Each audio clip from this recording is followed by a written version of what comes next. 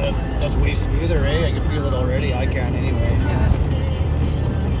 We just aired down from really high pressure because we're on the highway for 3 hours, so I'll get better fuel economy. Fuel economy. And tire wear is better. And now down to 25 in the front and 30 in the back. This seems to work. I don't want to go too much lower in the back because we've got so much freaking weight on us right now. I don't want to pop a beat. Not that we're wheeling at anything. But it's beautiful up here. If you've never been to Mount Cain, it's worth the drive up. Just check out. Probably pretty fun to ski in the winter too.